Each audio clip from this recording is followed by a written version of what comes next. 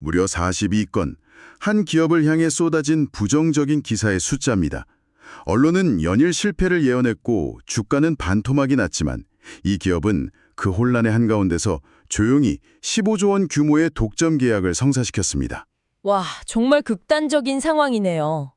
우리가 매일 마주하는 뉴스 헤드라인 이면에는 과연 어떤 진실이 숨어 있을까요? 언론의 비판과 실제 기업의 가치가 이렇게까지 극단적으로 엇갈릴 수 있었던 이유를 파악하는 것은 정보의 홍수 속에서 시장을 읽는 눈을 기르기 위해 매우 중요합니다. 안녕하세요. 이콘인사이트입니다. 네, 안녕하세요. 언론이 언론낸 프레임과 사후에 밝혀진 팩트를 차분하게 대조해 보겠습니다. 최근 시장에서 가장 뜨거운 논란의 중심에 섰던 기업, 삼천당 제약의 숨겨진 구조와 진실을 파헤쳐보죠. 자, 이제 하나씩 풀어볼까요? 네, 오늘 다룰 자료들을 꼼꼼히 분석해 보면요. 우리가 현상을 어떻게 오독할 수 있는지 아주 명확하게 드러납니다. 그 2023년부터 2026년까지 쏟아진 수많은 의혹 기사들이랑 이후 발표된 실제 성과 지표들을 나란히 놓고 보면요. 네네. 마치 전혀 다른 두 회사의 이야기를 듣는 것 같은 착각마저 들거든요. 아, 진짜 그래요? 가장 먼저 짚어봐야 할 현상이 하나 있죠? 그 바이오 기업한테 가장 치명적이라는 일정 지연 프레임인데요. 황반변성 치료제인 아일리아의 바이오시밀러 개발 과정에서 본 계약이 밀렸다는 소식이 나오자마자 시장 반응이 엄청났잖아요. 그렇죠. 엄청 시끄러웠죠. 네, 뭐 1등 출시 가능성이 사라졌다. 사실상 사업 실패다. 이런 반응이 쏟아졌는데 이 부분은 실제로 일정이 지연된 게 맞긴 한 건가요? 팩트부터 말씀드리면요. 초기 개발이나 본계약 일정이 계획보다 미뤄진 건 사실입니다. 2023년 5월경에 본계약 연기 소식이 실제로 있었거든요. 아, 지연된 건 팩트가 맞군요. 네, 하지만 여기서 우리가 진짜 짚어봐야 할 것은 왜 지연되었는가 하는 점입니다. 단순히 기술이 부족해서 멈춘 건지 아니면 더 큰 판을 짜기 위한 협상 과정이었는지를 구조적으로 들여다봐야 하거든요. 이걸 더 큰 그림과 연결해 보면요. 기사들만 보면요. 거의 뭐 기술적 한계나 파트너사의 변심 때문에 당장이라도 계약이 엎어지기 직전인 것처럼 묘사되었었단 말이죠. 맞아요. 그런데 실제 계약이 진행된 궤적을 쫙 보면요. 그 프레임은 완전히 힘을 잃습니다.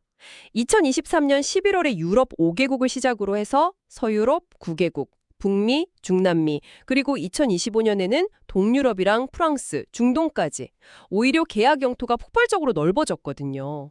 와, 오히려 대폭 확장됐네요. 네, 파트너사들이 바보가 아닌 이상이야 실패한 프로젝트에 이토록 광범위한 독점 판매망을 내어줄 리가 없잖아요. 그렇긴 하죠.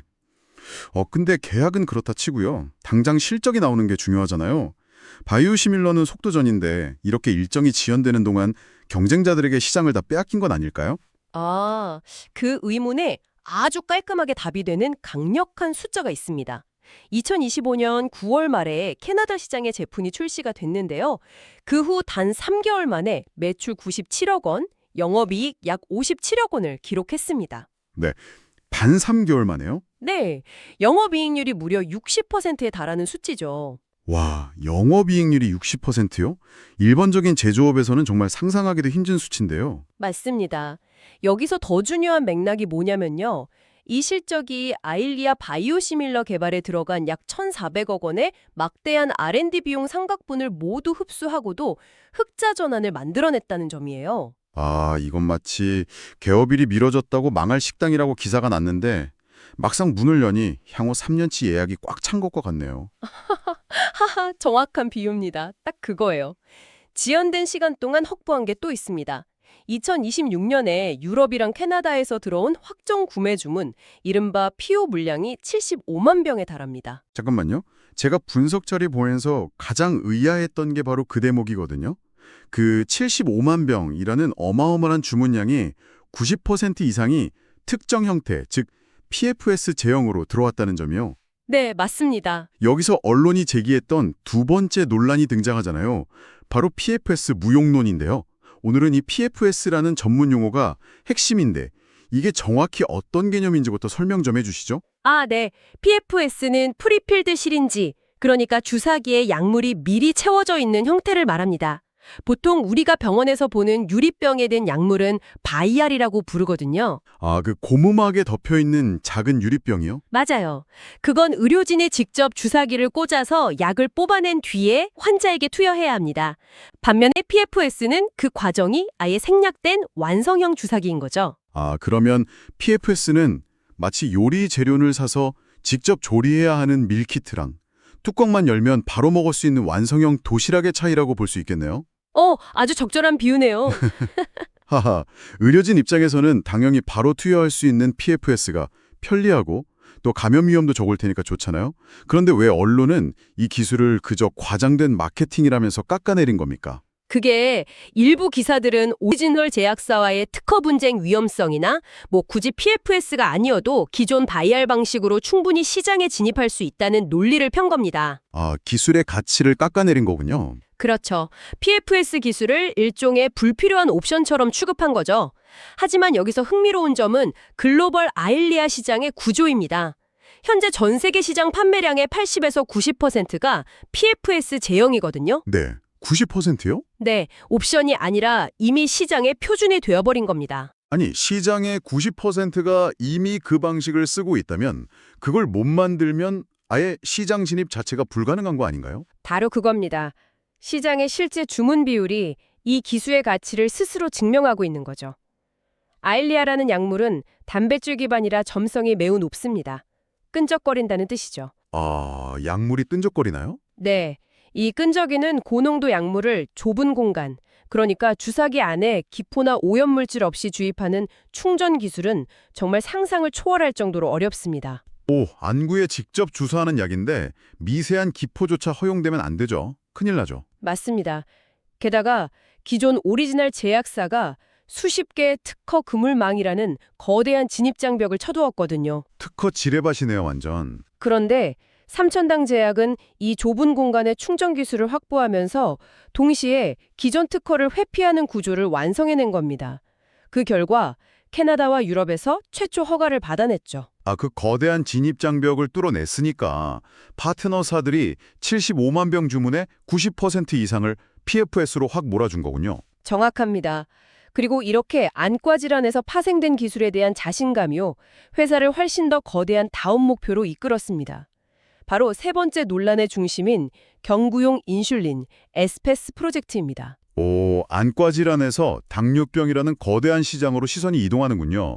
인슐린 주사를 먹는 알약으로 바꾼다는 건 당뇨 환자분들에게는 그야말로 꿈의 기술이잖아요. 네, 파급력이 어마어마하죠. 하지만 이 부분에 대한 언론의 공격도 회사 측의 서투른 소통 방식을 빌미로 거의 융단 폭격 수준이었거든요. 뭐 기술 자체가 없다, 외부 기술을 그냥 사온 거다, 이런 프레임으로 도배됐었는데 솔직히 대만의 서밋 바이오테크라는 외부 회사에서 권리를 넘겨받은 건 사실이지 않습니까? 그 과정을 정확히 이해하시려면요, 연구개발 구조를 좀 아셔야 합니다. 삼천당 제약은 대만 썸밋 바이오테크랑 포괄적 연구 영역 계약을 맺었어요. 네네. 여기서 진짜 중요한 건 연구 개발에 들어가는 모든 비용을 삼천당 제약이 전액 부담했다는 사실입니다. 아, 잠깐만요. 설계자가 건축 비용을 100% 대고 완성된 건물 권리를 가져오는 건데 기사들은 남이 지은 집을 훔쳐왔다고 쓴 격이군요. 네, 하하, 정말 찰떡 같은 비유네요. 정확히 그런 상황이었죠. 권리가 온전히 삼천당 제약으로 이전되면서 외부 기술 도입 논란은 완전히 종결되었습니다. 확 와닿네요. 그럼 실체 논란은 명확해졌다고 치고요. 팩트 체크를 해보자면 그 기술이 실제로 존재하느냐는 어떻게 증명됐나요? 2026년 3월에 유럽의약품청, 즉 EMA에 임상 1, 2상 시험 계획을 제출했고요. 4월에는 주사제와 동등한 수준의 약동학 데이터를 공식적으로 공개했습니다. 실체가 확실히 증명된 거죠. 와, 데이터까지 공개했군요. 그런데 기술의 실체가 확인됐다면 그 기술을 보호할 특허는 어떨까요? 언론에서는 네 번째 논란으로 이 기술의 특허 무용론 프레임을 강하게 제기했잖아요. 네, 그 부분도 참 안타까운 대목인데요. PCT 국제조사 단계에서 부정적 코멘트만 부각하면서 사실상 특허 등록이 불가능할 것처럼 묘사했거든요. 저라도 이런 코멘트를 보면 특허는 못 받는구나 생각했을 것 같습니다. 이 대목에서 중요한 질문이 하나 생깁니다. 고도의 전문 지식이 필요한 특허 심사 과정이 어떻게 대중을 선동하는 프레임으로 악용될 수 있을까요? 언론이 인용한 PCT 예비 의견은요, 특허 심사관이 초기 단계에 던지는 질문이나 보완 요구에 불과하거든요. 한계가 명확한 서류입니다. 그럼 완전히 특허가 거절됐다는 뜻이 아니라는 거군요. 전혀 아닙니다. 이건 마치 건물을 지을 때 중간 점검을 받는 것과 똑같아요. 점검관이 도면 보완해라 이렇게 지적하는 건 흔한 일이잖아요. 네, 보완해서 최종 승인 받으면 되는 문제죠. 그렇죠. 그런데 기사들은 이 중간 지적을 마치 건물이 무너질 것이라는 선고처럼 과장해서 보도했습니다. 실제 팩트는 다릅니다. 2026년 4월 8일에 미국식 규제 표준을 따르는 대만 지식재산권청에서 에스페스 특허가 최종 등록 결정되었습니다. 오, 대만에서 최종 등록이 됐군요. 무너진 특허 무용론 프레임이네요. 네, 그런 대만에서 특허가 등록되었다는 것은 거대 시장에서도 이 기술이 인정받을 가능성을 보여주는 강력한 팩트입니다. 그렇군요. 팩트들이 이렇게 연이어 입증되는 가운데 자, 이제 투자자들을 가장 큰 패닉, 큰 혼란에 빠뜨렸던 마지막 의혹을 다뤄보겠습니다. 공시 논란의 진실인데요. 5.3조 원 규모 계약건 말씀이시죠? 네, 맞습니다. 한국거래소의 불성실 공시법인 지정이 회사의 계약 숫자가 가짜임을 증명한다. 언론의 주장이 이랬잖아요.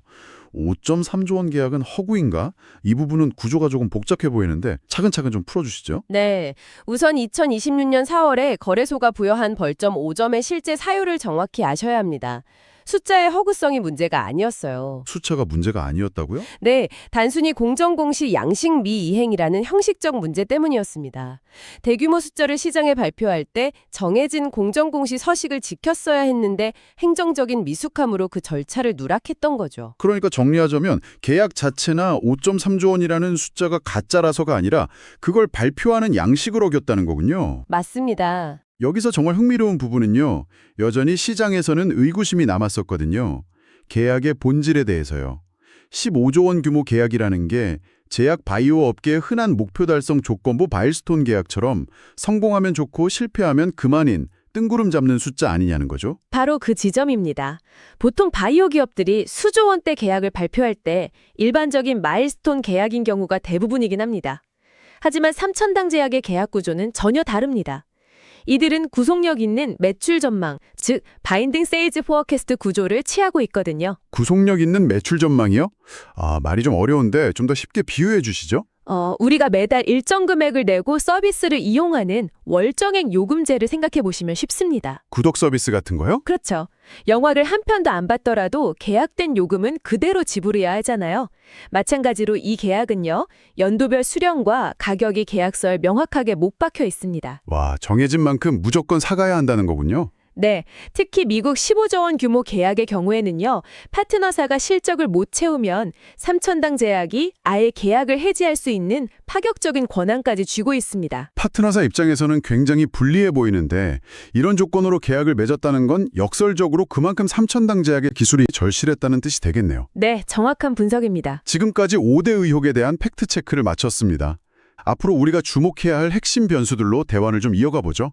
향후 관전 포인트가 있을까요? 네, 향후 투자자를 위한 시야 확장을 위해 미래를 내다보는 3가지 주요 체크 포인트를 정리해드릴 수 있습니다. 3가지요? 네. 첫 번째는 최대 시장인 미국의 허가 타임라인입니다.